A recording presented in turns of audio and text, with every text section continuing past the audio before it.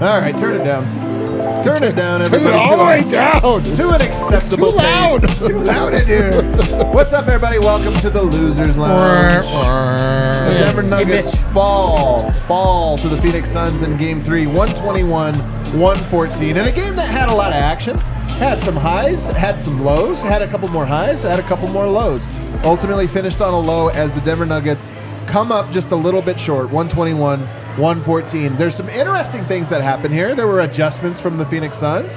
There were some new players that entered the game and made major impacts. And then the big question I know you guys all want us to talk about is what does this mean for Game 4? Did they find something, or was this just a hot game? We're going to break all of those things down. To help me do it, I've got D-Line Co. Let's go, guys. Am I sad? No. You're not? I saw this. We had this conversation. I saw this coming.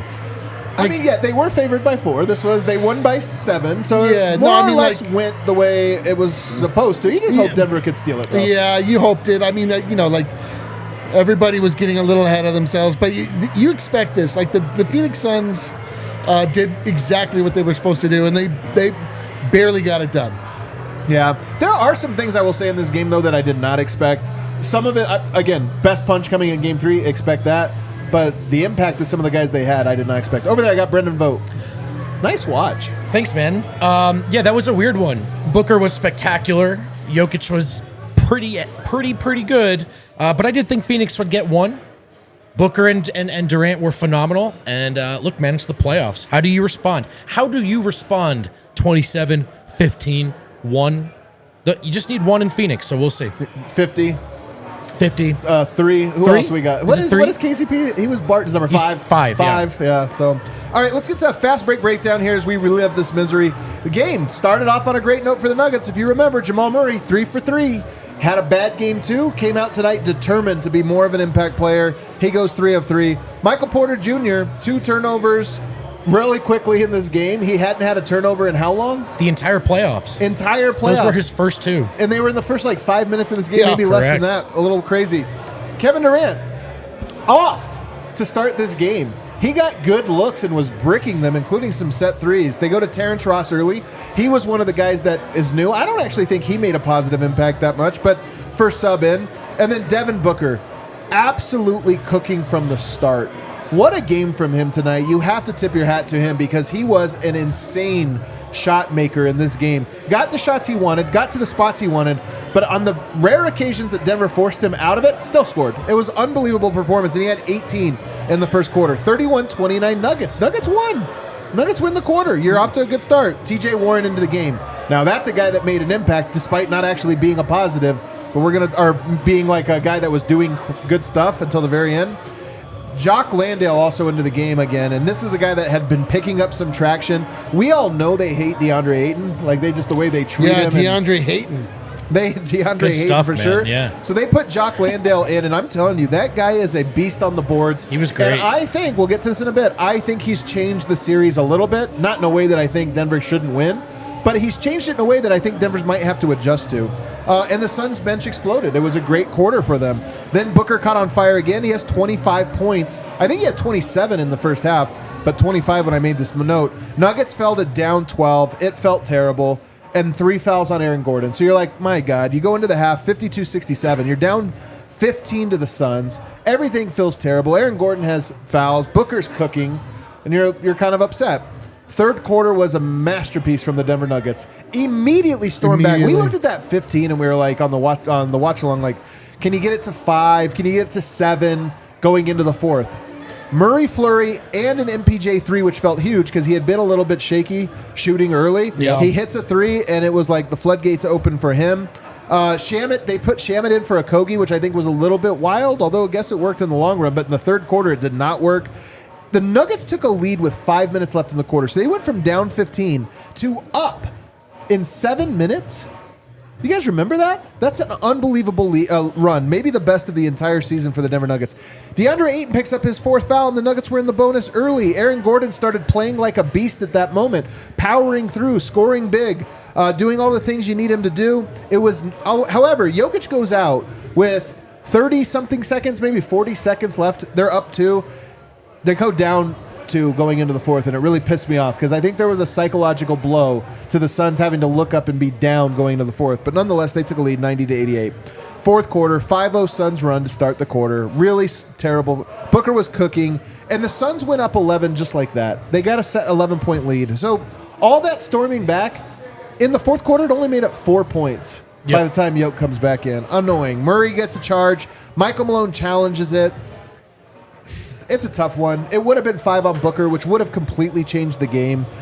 Was it worth challenging? I don't know. They never overturned the block charge call. They just never overturned that specific call. So unless it's like foot on the line in the restricted area or something. It's tough because I feel like you have to challenge it insofar as you look at it, that's a charge. Yeah. But are they going to give Booker his 5th on review in Phoenix? Yeah. Well, his feet were moving. I mean, it was like you couldn't possibly overturn that. But then, right after that, 2 plays later, Booker gets a 5th foul anyway. He charges into Jamal Murray, and you're like, okay, well, there you go.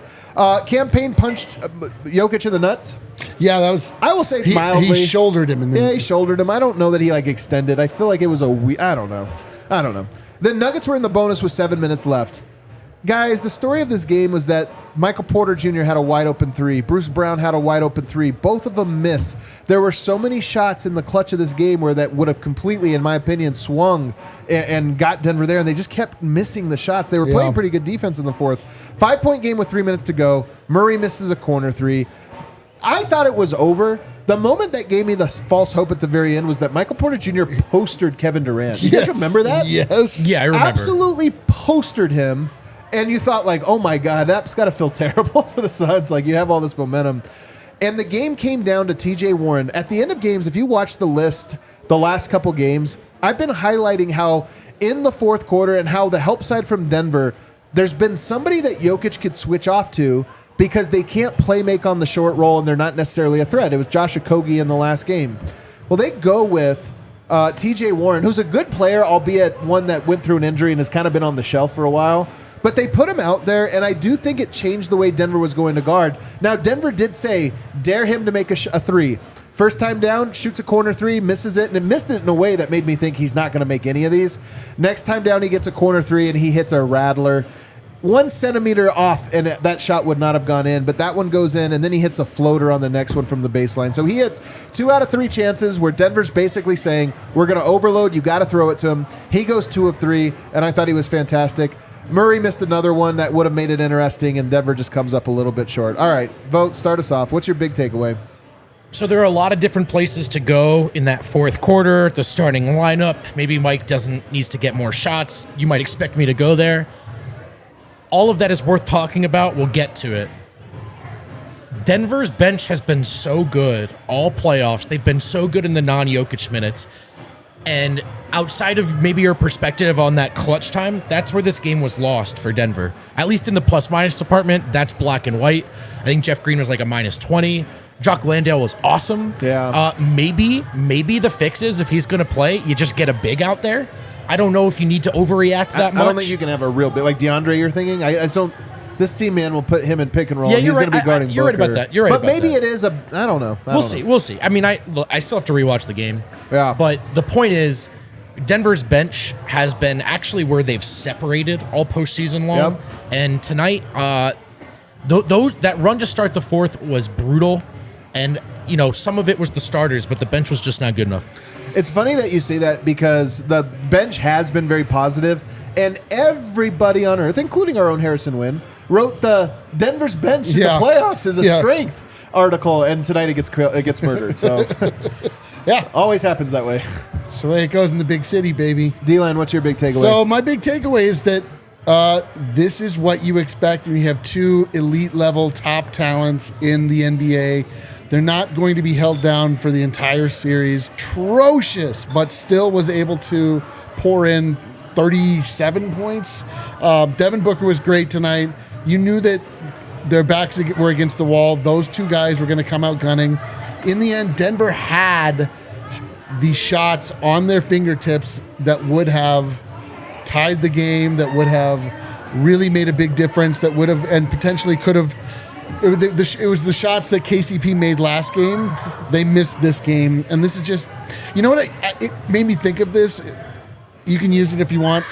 It's a make or miss league. This is a make or miss league, and tonight they missed. The last time they made them, still like, if you're Phoenix, you're feeling good, obviously, but that was as good of a performance you could expect to get out of Devin Booker. It was not a great performance, like other than the score total out of Kevin Durant, but like it kind of seems like this. We'll see. I mean, as a Nuggets guy, like it's a bummer we lost, but I'm not discouraged at all by that game.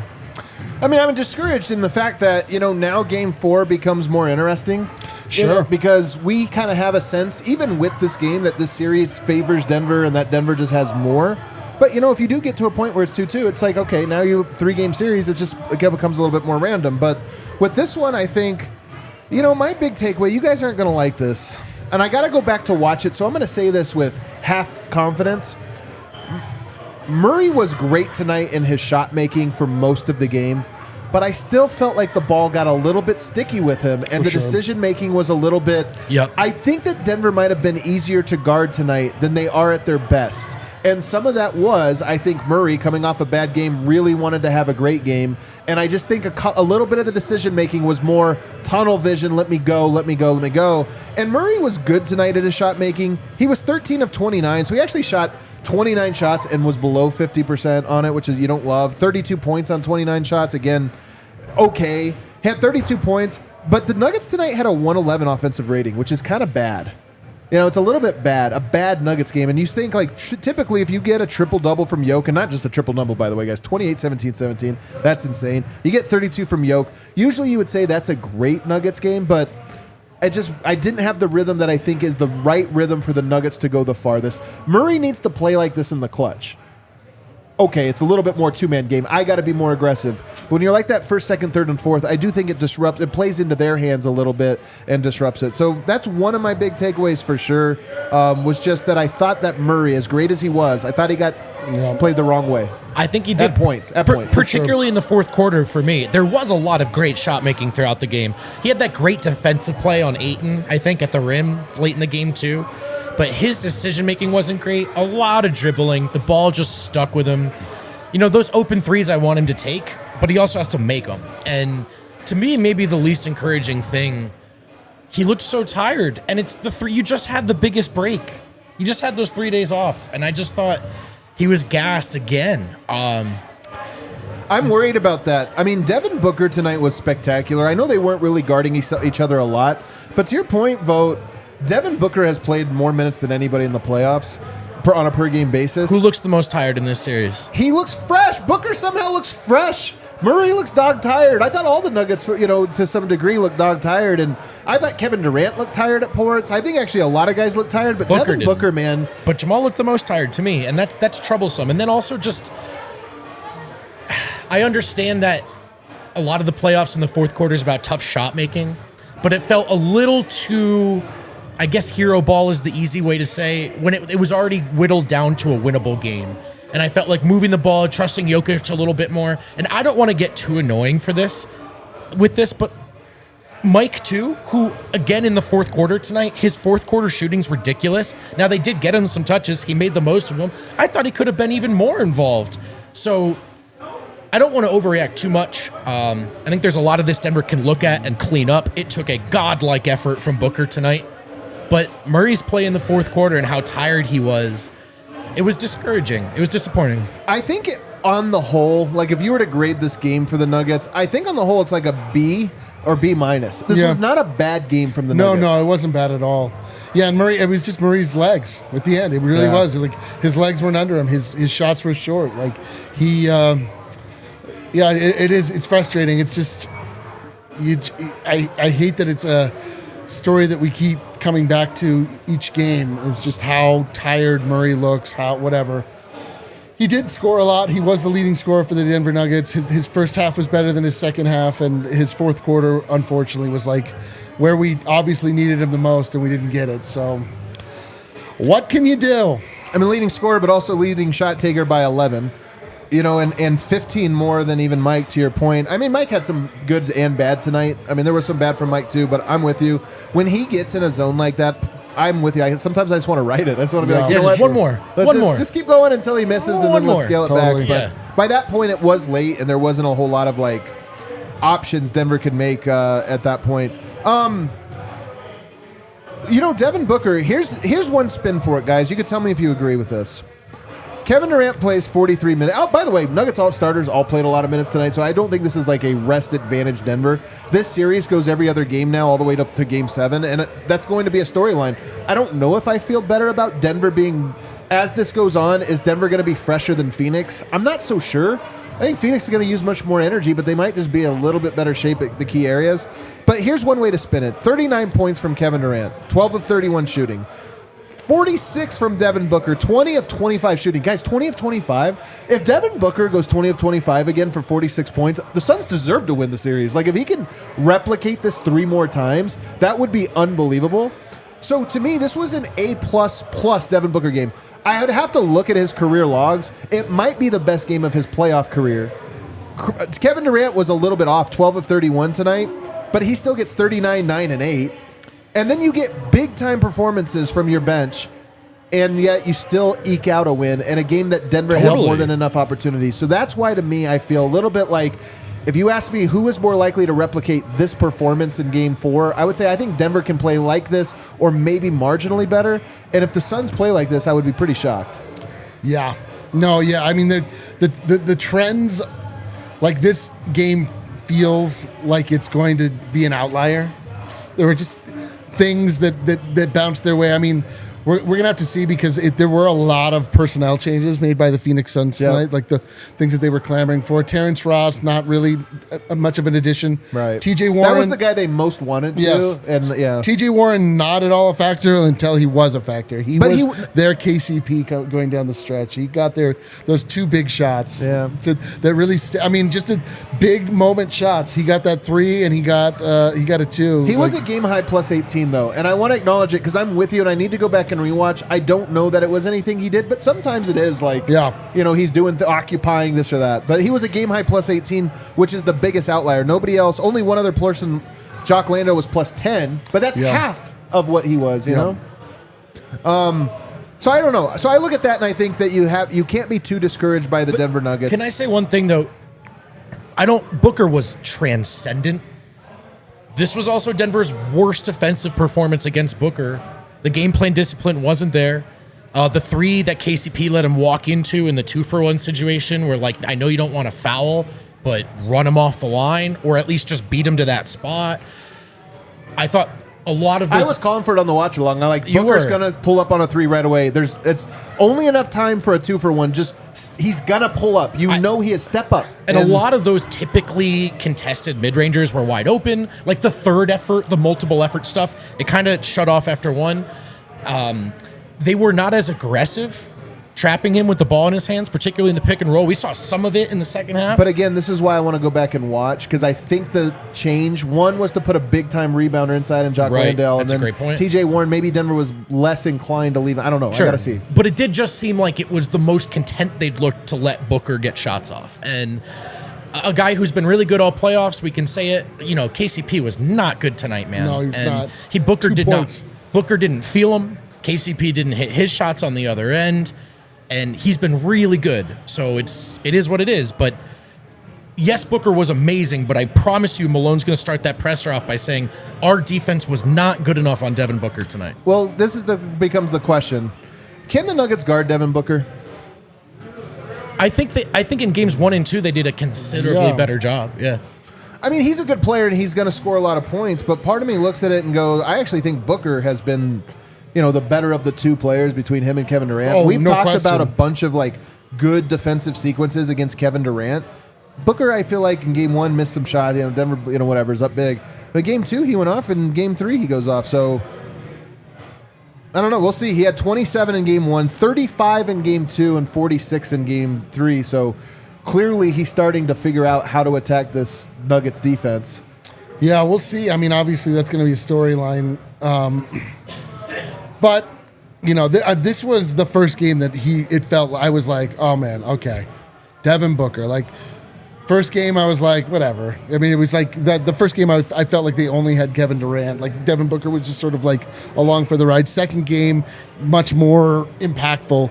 But this was the first game that I was like, okay, all right, Devin Booker can be that guy for them.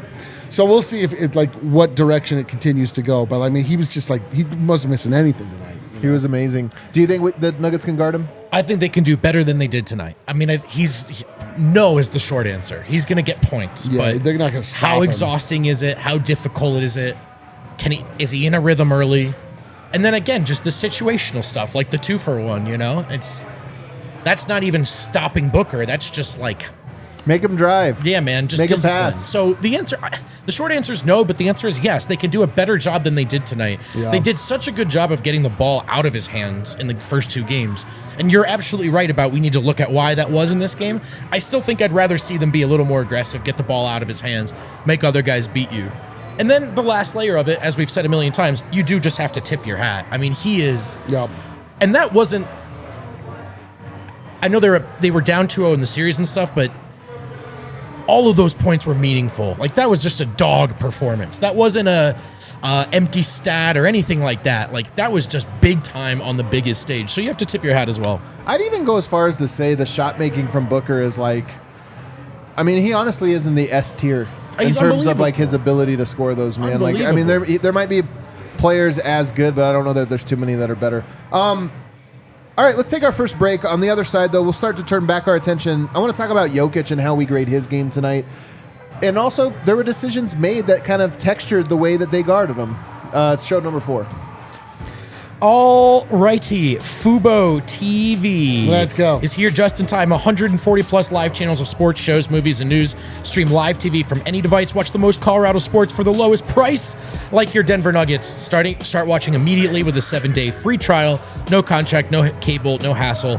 Just start watching. 1,000 hours of iCloud DVR. So if you want to be like us and you rewatch these games after the fact, we know you're all sickos. You learn a lot. You can do that if you DVR. So if you can't make it to the arenas, if you can't make it to the DNVR Bar, if you're trying to figure out how to get the best content on your TV, including your Denver Nuggets, you got to check out Fubo, where you can watch the Nuggets on ABC, on ESPN. Go to www.fubotv.com/DNVR. That's www.fubotv.com/DNVR. Sign up for 15% off your first month of Fubo. Have you guys lost your Shady Rays yet? Or is that just a me thing? Do you thing? Okay, well, I lost my sunglasses. I lose all of my stuff. That's why Shady Rays is one of my favorite companies, because I just send them a little email and I go, oops, and then they give me new sunglasses. It's not that simple. First of all, no one reads or checks emails, nor do I know how to send one. But if you don't love your Shady Rays, or you break them, or you lose them, you can exchange for a new pair. No risk when you shop with Shady Rays. Again, you can return them, or if you lose them, get a new one free within 30 days at Shady Rays. Get some good-looking sunglasses. Sometimes life gets bright, messes with your eyes. It was very bright today. It was so bright. Exclusively for our listeners, Shady Rays is giving out their best deal of the season. Go to shadyrays.com, use code DNVR, 50% off 2+ pairs of polarized sunglasses. Try for yourself. The shades rated 5 stars by over 250,000 people. All right, let's talk now about Nikola Jokic. Nikola who Jokic dropped a crazy stat line. Go ahead and pull it up, Kale. The stat line. Yeah, new not since Wilt drops. 28 points. You know what's weird? They are crediting him in the box score now with 30 points. Because I just saw it. It said, well, I saw it too, and it said 28. But they found 2 points for him. They found 2 points. He is now in ESPN's box score as 30. Okay. 30, 17, and 17. That is insane. It is an absolutely ridiculous performance. I think he was in the positive plus-minus in a game they lost. He was unbelievable. If you're going to go insane and nitpick a little bit, there was a small stretch in there where Landale's on him, and you're like, hey, man, score. But also, the list of things to complain about, he's at the very bottom. He was unbelievable tonight. Yeah. That's a ridiculous line. And if it happened in a win, we'd spend 20 minutes on it in this show. Yeah, I would have preferred that Jokic came out a little bit more, as we always ask, to him to be a little bit more assertive on the offensive end early. He turned it on in the second half. That's kind of the way his formula. But early on, he was being a little passive. I mean, this is, again, very nitpicky stuff. Jokic just controls the game. He just is. It really just. this was another masterclass by Nikola Jokic. Unfortunately, it comes in a loss, but just always the right play. I mean, he got Jamal Murray the ball in ways that he was wide open, had the shot, like stepped in, could have knocked it down. Like it was there for them. And Jokic just keeps showing the world like why it is there's so many people that fight so vehemently for his honor, like at all times. He's just an unbelievable player. It's just beautiful. You talked about wanting him to be more aggressive. I thought there were a couple plays. The Jock Landale ones I think were the loudest. But to me, Yoke reads the game, and this game they changed up their coverage. I speculated that they were going to try to send more people at him, leave more in the help, or more players open, and that's exactly what happened. He had 7 assists in the first 5 minutes of this game, and a lot of that was, again, I think him kind of reading, okay, the coverage is different tonight. They're going to send more bodies, and let's find the open man. I talked about wanting to get him on the move more. That's one thing Denver hasn't quite done very well yet.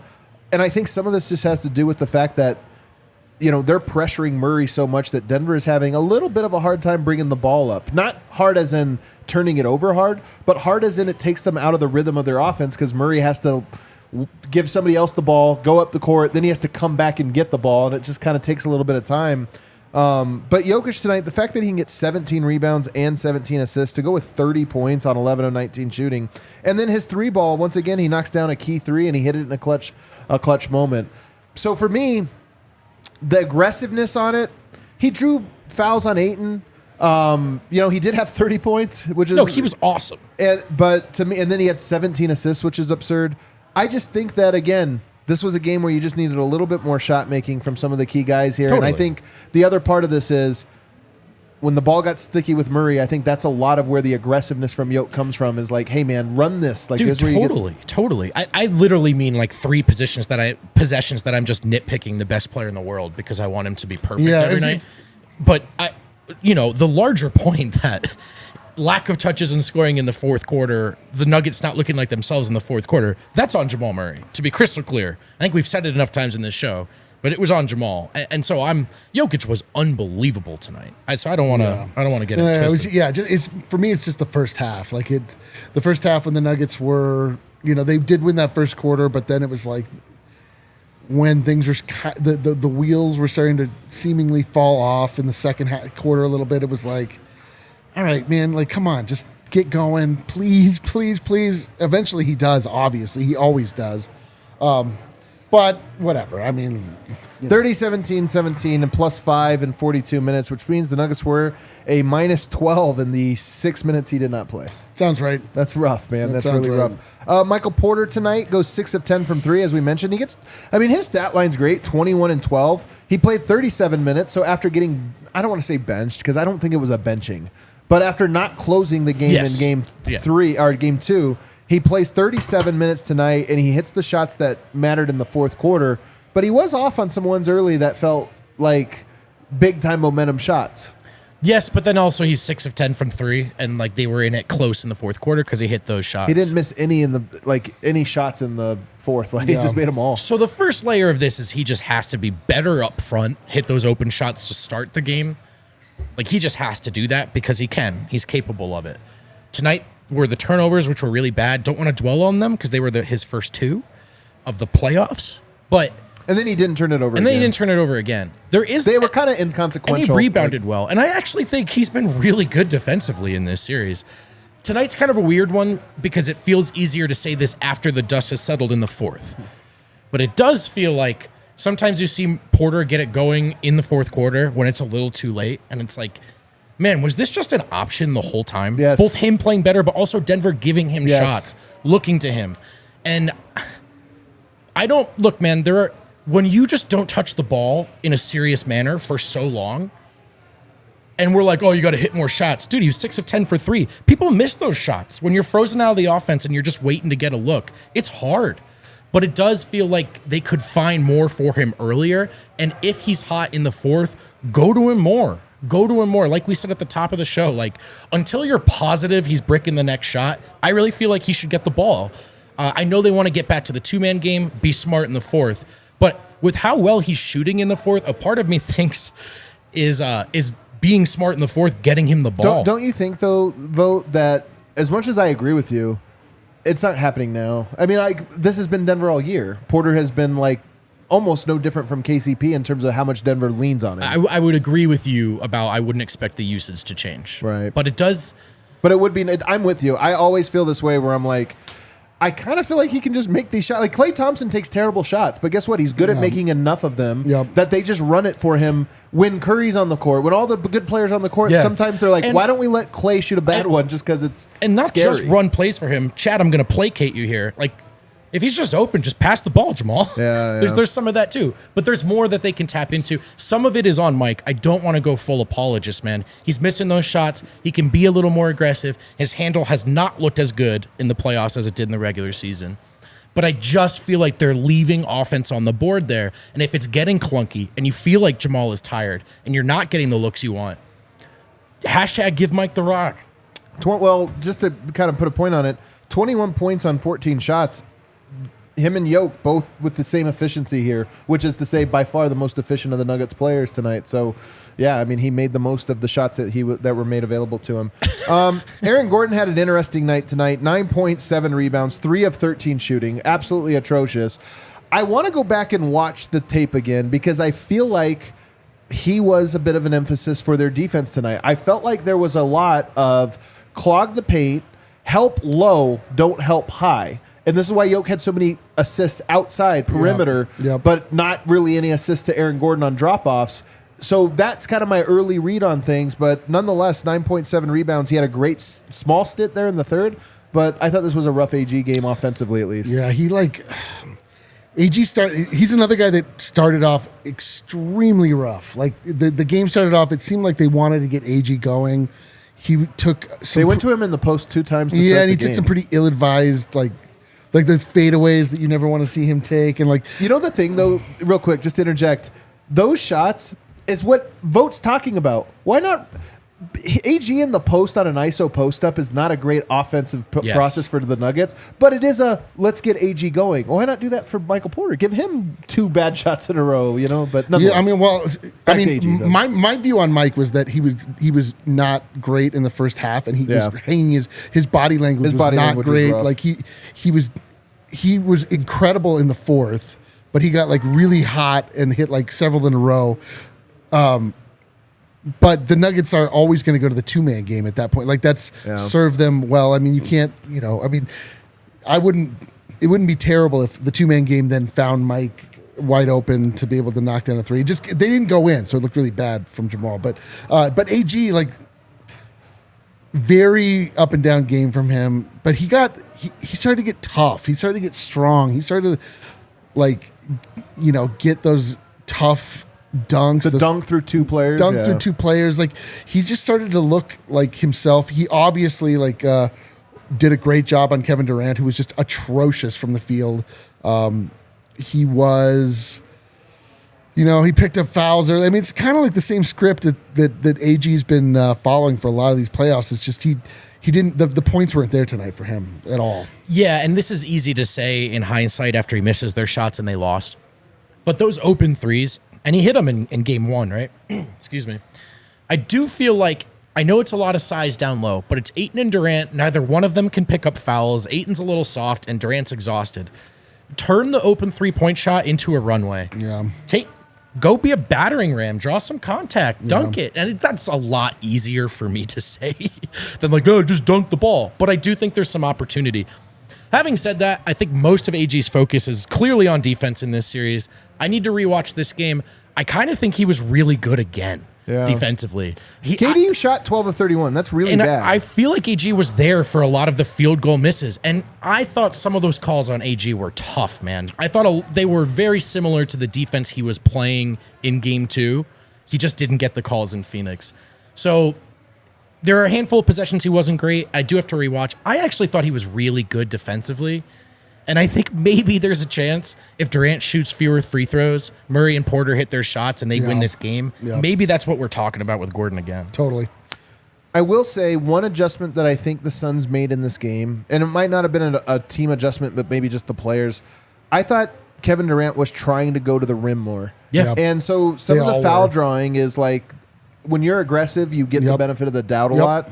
And I think that that's probably one of the things. Like Denver, I've heard some people analyzing, and one of the takes that I think I've heard from some people that I agree with is that Denver struggles with drives. They struggle with guys that go to the basket, especially with quick and can finish creatively, because Jokic is good at keeping people out of the paint, but not good at challenging once when you get there. Yeah, once you get past and I just think that Kevin Durant, as poorly as he shot tonight, had a determination to go to the basket over and over again. Definitely. And so, to me, AG's now going to have to make another adjustment in this game of, hey, all right, well, now I've got to really keep him out there. I've got to really focus on just keeping him away, since he's probably settling for fewer jumpers. Yep. And then one thing, chat pointed this out too. I haven't seen the numbers anecdotally. Sure felt like the transition defense was bad tonight for Denver. Or at least you can think of a few examples. I haven't looked at the numbers. Well, Jokic had 6 turnovers, and I think that, turnovers obviously lead to transition and this or that, and I think there was a little bit of that as well. But again, man, fatigue. Like, they're out on the break and running a lot here, and Denver's walking it up every single time. I mean, one of the questions I had was, why isn't Denver doing to them what they do to Denver? I mean, you wondered about Chris Paul not being there. Now Devin Booker's going to have to take on an extra responsibility. Turns out it actually suits him well. Yep. But part of why it suited him well is because he was allowed to walk the ball up the court. KCP wasn't even at half court. KCP was like below the logo. And so Devin Booker got to kind of like walk or jog into rhythm. And I just think if Chris Paul's not there, it's more pressure on Devin Booker. Just make him dribble, man. Turn him 2 or 3 times. Put somebody on him that's just going to make him work, and I think that his shot making probably decreases, but we'll see. KCP, speaking of KCP, only 34 minutes tonight. 2 points, Rough 2 rebounds, he was really 1 bad, assist, 2 steals. The only starter in the negative, and he was a negative 12. He goes 1 of 4 shooting, so he didn't even get shots off. And then he was 0 of 2 from the 3-point line. And he got wrecked. And he gave up he was guarding Booker. He gave up a masterpiece performance to Devin Booker. 47 points he gives up. So the shooting guard battle tonight, 47-2 in favor of Phoenix. So rough. Yeah, man. Jeez. KCP has been, he was the hero of last game. This is why the playoffs are so compelling. I know, man. It's just like something seems so certain. Sure. And then you just make a declarative statement. And the next game, it's like completely wrong, completely different, especially with guys that are like not the main players. I guess you always say that on the road, your role players are the ones that generally take a step back. I guess you can look at KCP in that role tonight. Like, he definitely did not have the same impact that he had in Denver. Obviously this guy's a vet. We know exactly what he brings. This is just he's had a bad game. Yeah. And then, just to quickly run through the bench here, Christian tonight I thought had a little bit of a rough one, although his defense is still mostly really good. Yeah. He had a couple weird offensive possessions. Him attacking the basket in transition to me is always scary. It was the easiest charge. Was it Kevin Durant? It was Booker. And Booker. The flip side of it is, Booker has 4. You're trying to be, but are you getting that call? Part of know your personnel is, I'm the rookie. That's Devin Booker. Yeah. To me, it's less about the call, though, and it's more about, can Christian Brown draw a foul in transition yet? That's kind of what I'm saying. Is he good enough to, he just ran right through him. Yeah. He put his head down and just stomped. It's like right the most into him. obvious call of all time. We were like, oh, man. Well, Booker read it because it was the easiest read. But he's done a lot of those this series where, the hustle plays are there, gets a steal, gets a rebound, and then he's like, I'm going to attack Durant. And you're like, don't do that. Yeah, Had a don't do big that. open 3, Yeah, I think, in the third. That was would have been a big swing that he missed. And then Bruce Brown tonight started the game like gangbusters and then kind of didn't make an impact after that. Yeah. He only had 4 made buckets. I feel like they were all early. They were. He had a couple down the stretch, but that's another guy that has been an absolute difference maker, an absolute wrecking crew. He started off. That's kind of the thing, man. There a lot of guys it was a lot of tale of two halves for different guys. No one really played a full continuous game, except for maybe Jokic. Jamal Murray, great, and then petered off. Michael Porter Jr., not great, then incredible at the end. Nobody really had a full 4-quarter effort, in my view. Yeah. It's crazy, though. Let's take a break. On the other side, I do want to talk about the guy that I think has most, it's so weird to say, the guy that I think has most made this series different than I expected, and that's Jock Landale. I did not expect to say this. Jock Landale, a problem the Nuggets have to solve in Game 4. Yes. Yeah, I said I was throwing to break. Oh, yeah, okay, cool. Because I got to rewatch before I have strong Jock Landale takes. All right, Volo Sports is the largest social sports company in the U.S., and if you are, like me, a transplant looking to assimilate into Denver, Colorado, you got to meet some Coloradans. And the best way to make new friends, honestly, is Volo. It's a really great way to sign up for rec leagues of varying degrees of intensity, difficulty, from bag toss to bowling to volleyball. It's a great way to get out, see the city, meet new people, and get active. And then also, people from Volo come to this bar to hang out after their games. Yeah, man, it gets Volo-tastic in here at times. Yeah, we'll workshop that. But sometimes that crowd comes in here, and it's a good time, man. It's a good crowd. Also, we're involved in this league, DNVR crew. We're in the Cherry Creek Bowling League on Mondays. Come join us. Sign up as a free agent if you haven't yet. Did you go to the second one? I did. Yeah, we both went to the second one. No one went to the last one because it was opposing the Denver Nuggets beating the Phoenix Suns on Monday, so we couldn't go. Get your Volo Pass now. Start playing in leagues today. May League registration ends on May 11th, so don't wait. Make sure to use code DNVR10 for $10 off. www.volosports.com/Denver. That's www.volosports.com/Denver. When's the last time you guys had illegal Pete's? For me, it was yesterday and then the day before that. Boy. I like when I go to illegal Pete's with one coworker and I see the rest of our company there. We did that the other day. Everyone just has the same idea. Because we're all thinking Pete's. It's the best spot for burritos and buddies and beer. You know what I mean? Beer too, yeah. Don't forget beer. Spring is here, and if you're a true Denverite, you know it's patio beer season, baby. One of the first things I loved about this state. Kick off your spring season with a house beer bucket for you and your crew. 5 refreshing 16-ounce beers for $15. Doesn't get much better than this. Illegal Pete's, your go-to spot for burritos, buddies, and beer. Let's go. All right, segment 3. Time to talk Jock Landale, everybody. Ooh, all right. No, here's the thing. He was good, though. The guy was good in game 2. Yeah. He was great in game 3, and his job is very clear. So you think about the limitations of the Suns. They have 2 ISO play. I mean, there was so much ISO in this game is the other thing that's hilarious. It's not like that dynamic. But you have to put pressure on the spacing, which means you need your role players to hit threes. But you also need to put pressure on the paint, which either means you're driving and getting into the rim or you're offensive rebounding. Tonight, I thought Jock Landale was a beast inside. Now, it's weird because he only had 2 offensive rebounds, but I'd love to know how many foul draws he had. He draws an enormous amount of fouls, mostly on rebounds, and it was mostly against the dynamic rebounding duo of Aaron Gordon and Jeff Green. You know, Jeff Green, who has had a very good postseason relative to what my expectations were, but if he has an Achilles heel, it's rebounding. He's not a great rebounder. I'm going to say leg. I'm going to say he has an Achilles heel then. And it's his rebounding. And so I look at this and I go, Monty and the Suns have found something that they really like in Jock Landale, and for good reason. That is a problem now that Denver's going to have to solve, and I'm curious if it means another player or if it means Jeff, Aaron, or more. Job number 1 is you got to rebound. And maybe more Mike with the bench. I don't know. I mean, I don't know if he rebounds with that unit, but he's Mike's better. A good, yeah. It's tough, but he's a better rebounder than Jeff Green. Yeah. But yeah, or maybe you go to Zeke. I can't see that happening, to be honest. But Jeff was horrible in this game. He didn't rebound. He didn't defend. And I'm a 5'6" non-baller who's about to talk about how you guard Kevin Durant. Like, I couldn't do it, but his positioning was horrendous on some of those. I'm like, oh, of course he beat you off the drive. What were you doing? I just thought his defense was bad. His rebounding was bad. And I don't know if the answer to Denver's going to out-rebound Phoenix, but particularly Jock. I don't know if the answer is saying, Jeff, you just got to be better, because I don't know how much better he gets rebounding. The wildest thing about this game is that their Big 4 has now officially turned into a Big 2. Like, Chris Paul is out. DeAndre Ayton benched.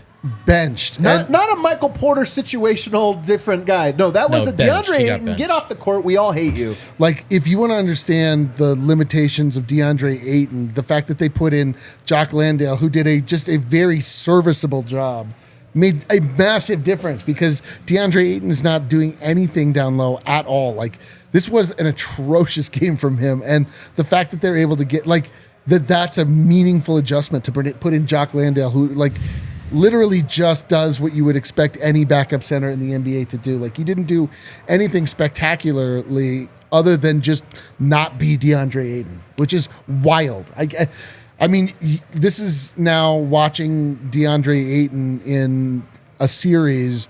Like, you start to understand like why Phoenix fans are so frustrated with him all the time. Like, he plays so soft. He really does. And it's crazy that, yes, like just putting in a guy that like has long arms and can attempt to rebound makes a massive difference. DeAndre Ayton, according to Tim McMahon, DeAndre Ayton exited the arena before the Suns locker room opened up to media. Oh my God. And then Monty Williams, of course, praising Jock Landale in the postgame. So here's the thing about this, guys. Here's the thing about this. The Suns won. I know. The Suns won. Ayton storms out of the building. That's a wild thing to now have to deal with. Like, as much as Jock Landale came in and provided a huge spark in both games, they still need Ayton. Jock Landale played 22 minutes tonight. He had 4 fouls. Jock's not the answer. No. He is a guy that is providing a bench boost, which is exactly what they need. For Ayton to be storming out of that is so wild to me. I mean, also, you know what, Vogt? Tip your hat to Michael Porter. Plays the same minutes, 26. I think it was 26 minutes for Michael Porter last game. You know what? He had a little bad body language tonight, but nothing like Also, Porter's low man defense, he's been disruptive. Like, he's had a couple of possessions where Ayton, there was one tonight where Ayton flubbed it because he anticipated the block that Porter whiffed on, and then he flubbed it anyway. So that'll be an interesting storyline. Like, again, they need DeAndre Ayton to be better than what he was tonight. 4 points, 9 rebounds. And if he's kind of cracking right now, breaking, I mean, that's a guy that they could win a championship this year. I think Ayton would like demand a trade in the offseason. You know, it's bad, man.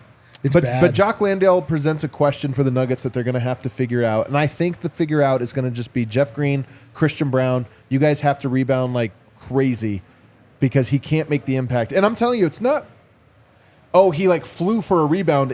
He's anchored under the basket. Nobody can move him, and then he grabs the ball. That's what's a little bit concerning to me is they're not spectacular rebounds. He's just really strong. And by the way, he might have that Julius Randle strength. Julius Randle, remember him and Paul Millsap are like the same height, weight, and when they go head to head against each other, Millsap looks like a ragged doll because he's just so much stronger. I think Jock Landale tonight, Jokic was on the court for some of those Landale minutes, and it was same thing. Jokic was still rebounding okay, but he wasn't dominant. It was back and forth, and there were plays where Jokic would be banging against him and he wouldn't move. Aussie strength, it's real. Aussie strength. Yeah. Get Jack White in the game. That's a man that'll shut him down on the boards. There's the adjustment everybody's waiting for. You call that an adjustment? That's an adjustment. That's a super adjustment. We're waiting on Harrison Wind, who's at the facilities. So why don't we go ahead and start the super chat portion of the show? Do we have any super chats? Well, we can start with the in-person one here because Paxton's watching this show in person off to the side. What's up? And I was handed in-person super chat. An in-person which super means chat? if I don't read this, I just took the money. You just took the money. I can't do that. Wait, hold on a second. Hold on. Did she just give you speak it to you and you wrote it down in the notes app? No, she sent it to me. She through what? And did she give you money? Through Twitter. on Twitter. I got that's money. what I'm asking. I want to know the mechanism of this super gave chat. you It was an money? interpersonal interaction. All right. Here's Paxton's question. This is called embezzlement, by the way. I just took the 5, by the way. You This guys is a crime, don't get it. by the way. We're witnessing a crime. Paxton's question, and it's fun, right? It's some good levity here. Who would win 2v2?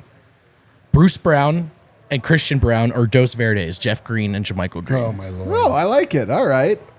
Are there any other Whites? What about Derek White and Jack White? They could get involved, although Derek White's not on the team. What about Ron White, the comedian? Neither is Jermichael Green. All right. Clearly, it's the Browns. It's the Browns. Well, I have to say, Browns, and it might have a lot to do with being out of purgatory, much preferable to Dos Verdes. you know what, though? Actually, I'm going to take the Greens. I think Jeff Green, first of all, 1-on-1 or 2-on-2, that's a half-court game. He doesn't have to get up and down. He's too big. I'm taking the Greens. I'm going Greens. Oh, man. Well, listen, Jermichael showed out for the Greens last night. Jermichael's guarding Christian in this matchup. Those two are not touching Holy the ball. smokes. Those two are actually both floor spacers in this. It's just Bruce versus the Greens Actually, Bruce clear? is the only player who's going to take a shot in that entire game. But good question. And I have to say, Brown and Brown, I think a much preferable color name combo. No disrespect to Jermichael. Brown but and Purgatory Brown. stunk. It was bad. Yeah, shouts Jermichael. I like him. All right, what other super chats do we have, in person or otherwise? All right. Steezy McBitchin. That's their name. Let's go. The Book and KD went for 86, and we still only lost by 7. Con really felt like Jamal was too selfish and lost us the game. Yeah. Kind of agree. I'll tell you this. I don't think it's selfish. Yeah, I don't think it's selfish. Selfish is the wrong word. But I do think it's Ineffective. misreading it. No, I think it's misreading it. Like, Oh, well, Steezy says. Oh, well, Nugs in 5. CJ Frazier, refs, you suck. KD flopped everything. KD did flop a lot. But you know what? Denver got the free throw advantage in game 2. This is part of being on the road. Onward. Also, you know how many free throws they had that were not Kevin Durant? 2. The very end. Devin Booker shot 2 in the garbage time. That was it. Nobody else shot free throws. Kevin Durant shot all of them. Unreal. Yeah. Do you guys want to watch him shoot some more? That was really fun. Yeah, it was dope. It was Will really great. super chatting. What's up with Murray's stamina? My guy looks like he's just gone 3 rounds with his. I'm not saying that. Looks like he's been boxing before playing. Yeah. Wait, he was boxing his misses? Yeah, that's actually worse. Yeah. Wow, that's assault. that's really bad that Yeah, you wanted good to stuff, pretend guys. that was boxing That's instead really cool of. how you guys brought it back around to that. Yeah, he does look tired. The Joe Arrow 27, no moral victories in the playoffs, but they sustained the Suns' best shot. Maul and Yoke felt like they were brilliant but lazy. Spider-Man 2. Not sure I get that. Spider-Man 2 pointing, maybe? They're both lazy? I don't know. Super I chat. again don't think they were lazy. I think they were tired. $5 which is from concerning. Jones. Let's go. Thanks, Super Jones. chat again from the Joe Arrow 27. Sorry, back again. Can we let Book and KD cook to conserve energy and then hold everyone else to less than 10 points? They won't outscore Denver. I don't know. I think you want to expend energy, making them expend energy, working too hard to score. Hey, if KCP is going to give you this on offense, I hope next game he just catch 3/4 court. Don't even full court, whatever. Just 3/4 court, man. Make That's the Booker thing. tired. If you're not involved on that end. Booker, as fresh as he was down the stretch, to me is he's either the best athlete, West conditioned athlete of all time, or Denver's not making him work hard enough. Jones. Probably a little both, though. We all would absolutely have loved to see a sweep given the history, but sweeps are difficult. And now we can see the Nuggets in the series at home. Hey, man, I'm never going to complain for more games. Me either. The number one complaint of NBA fans is that they don't like basketball games. The regular season. Yeah. Not us. Big Namek, was this the last adjustment that PHNX could make? Phoenix. Doubtful. Probably not the last one. No, but man. That's what the playoff series is. A little adjustment here, adjustment there. I do think one coach is deeper into their hand than the other, though. Well, sure. one coach was up 2-0 coming into Precisely. tonight. So. That's what I mean by that. Yeah. Oh, I see. Yeah, that wasn't a Malone knock. Jose Aviles. Nugs were in the bonus 6 minutes plus on 2 quarters. Need to be more intentional on forcing calls by driving. Kind of agree with that, actually. It's a good take. Kind of agree with that. Aaron Gordon does a good job of forcing the refs to call the whistle, I will say. Mitch Sims. Funds for Sums and 4 guy cameo when we win the series. No, thanks. No thanks, but thank you for the money. Buddy Christ, the original Jedi. Wow. That's quite the name. It's the original Jedi. 2 E's on the. Just some food for thought. Our Nuggets are the only playoff team left who have not lost by double digits. Let's all relax. We'll be fine. I know. That's the thing. Again. This was such a close game. This was such a close game. And I know. Before tonight, the Nuggets had lost 1 game in the playoffs, and it was by overtime. a banked-in 3-pointer. The best part, too, quick turnaround. Tomorrow, and then we're back at this. We don't have Quick to dwell. turnaround. Only 5 days in between games.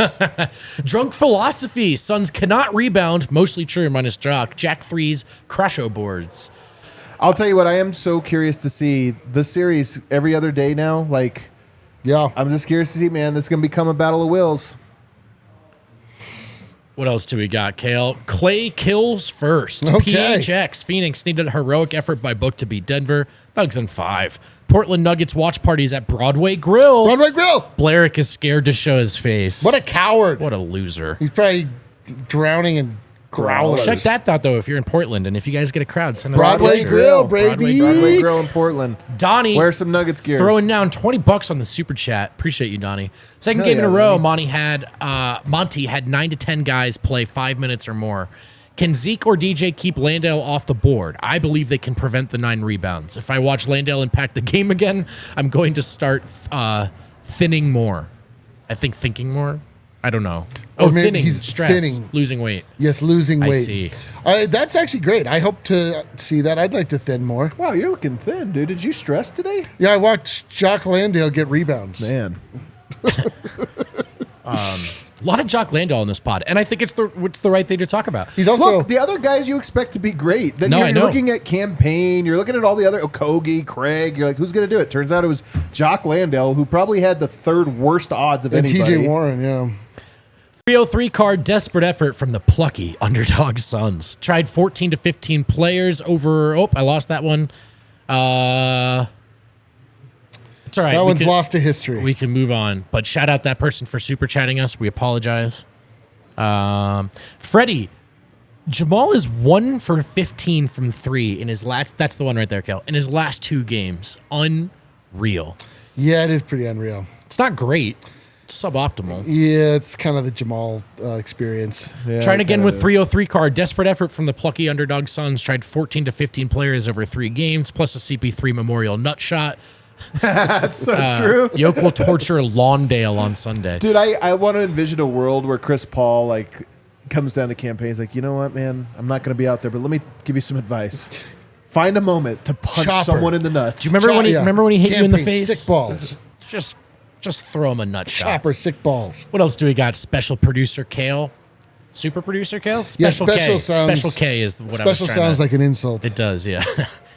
Super 55555 ish. Shout out to the Joker for a monster game. Yeah, and if they won, we'd be talking about that as a best player in the world. First of all, first performance. ever 30-15-15 game. First ever in the playoffs By in any NBA history. player? Not since Wilt. Not even Will. Not even Will. Oh man, Drunk Will, you could never. philosophy with a sentence I strongly agree with. When Jamal has his hands on his knees, it's MPJ time, please. Hey, man, I loved it. Mason 912, no. shout out MPJ. I want him getting Clay-like shots. I do think if Denver sticks with Porter, not just this postseason, but going forward, I would like to see that, man. He's not KCP. He's Klay Thompson. No disrespect to KCP, by the way, who is generally awesome. Minus tonight. Leaking ball. Imagine my guy Tatum with D-Book efficiency. A guy can dream, right? Yeah. But I know B-Vote's seen Tatum clutch buckets at the end. He's him. But Embiid MVP night and crying with his son in his arms and lose. I can't tell if that's an insult. Yeah. Or First of all, are we there's a making real fun? emotional roller Dude, coaster. Some people were coming to me or was it RG earlier that was like, dude, that was such a BS ceremony. I'm like, guys, Yeah, just it was a good ceremony. I think he was emotional. It was a pretty We cool gotta ceremony. lay down your swords, Just man. because It's time. Jokic doesn't care at all. Drunk philosophy. AG had a gimme yo lunch block, a dragon swoop. Dude, All right. what are you drinking, man? I hope it's good. I don't know. I think it was. All I right, think let's he's hit our drinking a final break dragon because we do swoop. have Harrison Wynn live from the arena, so we need to get to him. But real quick, read the last read there. Take a man. quick break because he's just waiting. He's just lingering right All now. right, I'll go quick one. I'll go so quick. Breckenridge Brewery, Mile High City Golden Ale. It's the official beer of the Denver Nuggets. You can see the Denver Nuggets themed can and case there. It is a bold new taste, and it's a retro look. You've seen this one before. Check out the Mile High City Golden Ale. Check out the Breck Beer locator. Tell it where you live. Put that thing in there, and then hit the "Where is it" button. Boom. And conveniently, miraculously, they'll tell Knows you everything. The internet. exactly where to go. And then, honestly, if you want to try a lot of Breckenridge Brewery, you got to come to the DNVR Bar on New York and Colfax. We're loaded with the stuff. We want you to drink it, preferably pay for it. But I know you're going to enjoy it. Then we got to talk about DraftKings Sportsbook, America's top-rated sportsbook. And we got to make a pick of the week. And there's no line yet for Game 4, but I'll tell you what, fellas. I don't need to wait to The see a ML? line. I don't need to wait to see a line. Denver Nuggets money line. Money Game line. 4. Whoa, That's your pick of the week. doctor. They're getting one in Phoenix. That's They're getting one in gonna be Phoenix. plus money, baby. And if they don't, it stinks that I put this on the record. Oh, that's DraftKings Sportsbook, America's top-rated sportsbook. New customers use promo code DNVR when you sign up. Get a bunch of sweet deals, free bets, bet with the NBA, bet on the MLB, bet on whatever your little heart desires. Use promo code DNVR when you sign up. Let's go live to the arena now. Walking Stick Arena with Harrison Wind. What do we have? It's not Walking Stick or Talking Stick Arena. It's Footprint. Center. Totally made that that's up. right. That's cool. That's What is good. Talking Stick? Talking stick is like we definitely we definitely referred to it as Talking Stick Arena the entire. Oh, it used to be, though. That's why. Yeah. Footprint But, Center used to be Talking definitely, Stick, so. Definitely Footprint Center. Yeah. Yeah. Well, take us, man. First of all, I'm seeing on the timeline that not only did DeAndre Ayton have a bad game, we're at the bar, it's loud. Were they booing him? The crowd booing him tonight? Yeah, they did. And it was after that wide open layup that he blew. Oh, There that were was a bad definitely play. some boos. I heard some boos. I felt like booing Yeah, him at it that was point. right after that play. And then it felt like everybody in the arena recognized that Jock Landale was the better option than DeAndre Ayton. Like, that was the consensus opinion in the arena tonight. Yeah. That's rough, man. That's really rough. And possibly a future storyline. But, all right, take us into your notes here, Wind. Yeah. Well, it's funny because pregame, Michael Malone set the table for this game perfectly and kind of predicted what was going to happen tonight. Pregame, Michael Malone said that we haven't faced any adversity in the playoffs so far, and it's knocking. And he actually knocked on the table. And so that's exactly what happened tonight. The Nuggets did face some adversity. I think they partly handled it well. Partly, I think it's something to learn from. But I feel like Malone felt like this type of game was coming. Coming back to Phoenix game 3 with the Suns in a 2-0 hole, I got the feeling that like he felt like this was the type of game that was going to play out. So he expected it, and now it's going to be interesting how the Nuggets respond, in game 4 in a couple days. But I can get into what Michael Malone said after the game. He started off with the defense. He said, look, I thought we did a pretty good job on Kevin Durant besides the fouling. But our defense on Devin Booker was unacceptable, he said. So a lot to work on with how they're defending Devin Booker. And then he was talking about, the fourth quarter. I thought that was a big turning point in this game. The Nuggets fought back in that third quarter. And then the fourth, Kevin Durant and Devin Booker on the court against the Nuggets bench. And he just thought we thought we were just lackadaisical to start the fourth quarter. And that was really the first time all playoffs that I've had to put Nikola back in the game really early because our bench wasn't doing it. And then the other interesting thing Michael Malone had to say was on Jamal Murray and just kind of Jamal Murray's entire game tonight from beginning to end. And I'll go ahead and just read the whole quote because you probably need the context of the entire thing. But Malone said, Jamal was really trying to carry us tonight.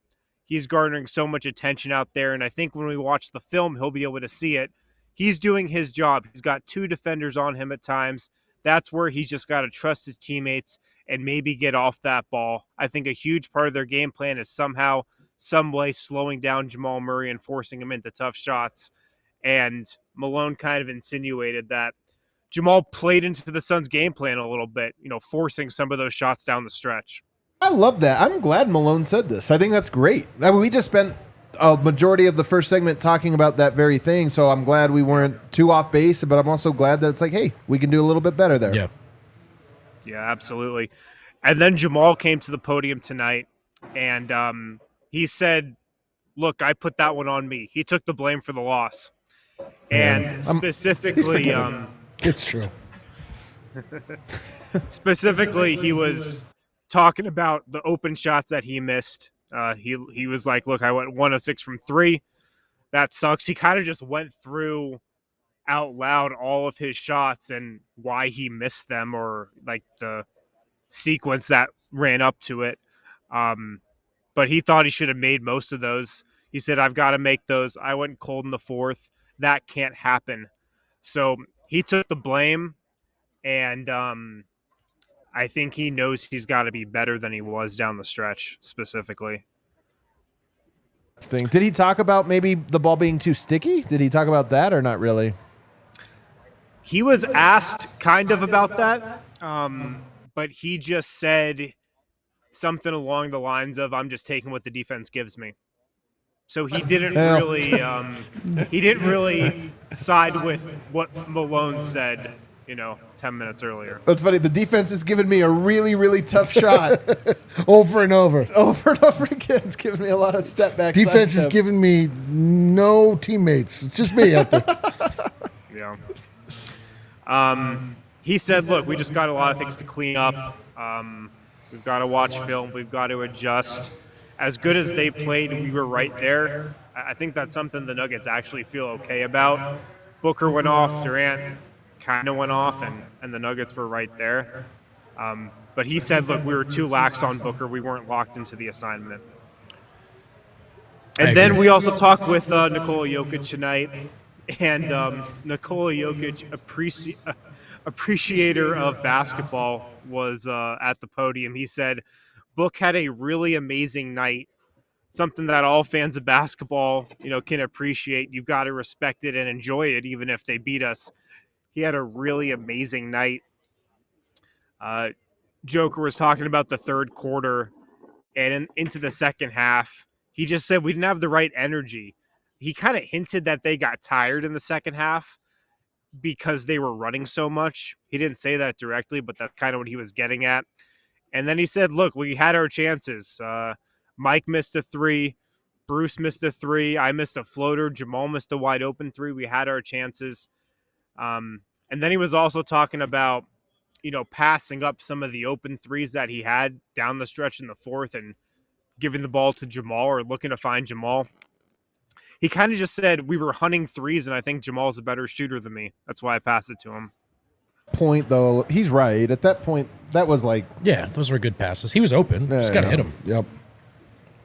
And then the last thing from Joker is he had one of those quotes where he was like, I don't want to say this, but I'm saying it. He said, we were sleepy. We were sleepy in the first quarter. They were making the first move, and we were reacting. I don't think they surprised us by anything, but we were just slow in the first quarter. It's true, man. Urgency. It's it's hard to fake it. It's hard to fake it. Yeah. They had a lot of it. I know. Denver less. We had our golf event today. I'm a little sleepy. No? Yeah. That's really all I got. Malone also kind of went out of his way to praise Michael Porter tonight, and he shouted out his 12 rebounds. He said MPJ played a great game. This was the first time that the Nuggets out-rebounded their opponent and lost in the playoffs. Wow. Can't say that anymore, Harrison. The thing I will say, though, is while he's right, I'm telling you, Jock Landale probably grabbed enough fouls on rebounds to make up for it, which should count as rebounds, but it's a team rebound, Oh, yeah, like a screen rebound? It's a screen rebound, man. What's your takeaway, Harrison? My overarching takeaway is that, remember when Nikola Jokic called Jamal Murray the Nuggets' best player? Yeah. Multiple times this playoffs. This was a game that Jamal Murray played like he was the Nuggets' best player.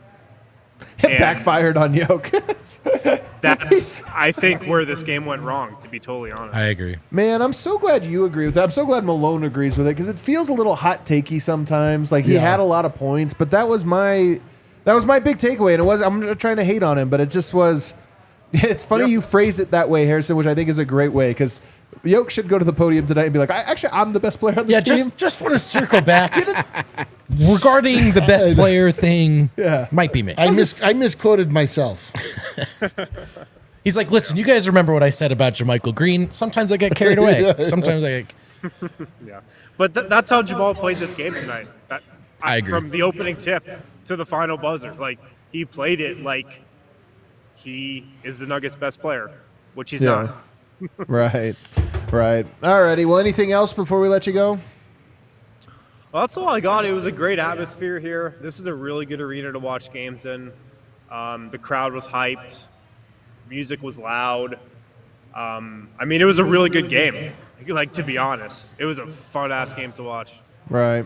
Well, get back to the hotel or Scottsdale or wherever it is you're heading tonight. Get there safely. Also, did they let you into the PHNX offices? I didn't try. Okay. Well, listen. Undetermined. We don't know the answer to that question. Fair. Absolutely fair. All right, Harrison, thanks so much. Kale, cue that outro music, man. Please. I want to go home. I can't wait for Game 4. I can't either, and I'm excited we have a day off in between. I'm excited everybody does. Great weather. Woo! The Orioles should be arriving anytime now. The Oriole? Yeah, the Orioles. Are they playing the Rockies? No. The Orioles. They arrived this time of year, so we'll be looking forward to them. Nuggets lost one. Wanted the sweep. It's a bummer, but you know what? You Onward. got a chance on Sunday to really Onward. This is the playoffs, baby. The Nuggets needed to go to Phoenix to get one to put a stranglehold on the series. Yes. They still have an opportunity to do that. I do think that was probably the best punch that the Suns have. Not that they can't throw it again. I just don't know if they can throw a better punch than that. Right. But And- they were and the fantastic. Nuggets were there. And I, Right there. like Jokic, have to tip my hat to Devin Booker. He has 3 40-point games in the playoffs so far. He's been unbelievable. Full stop. No, no asterisk. Unbelievable. But no nights like tonight where he just could not miss. But Denver's going to have to make him miss. I think they're going to come with some adjustments. And more than anything, I think they're going to come with a sense go, of baby. urgency in Game 4. Hit See that you like Sunday. button on the way Let's out. go. See you Sunday.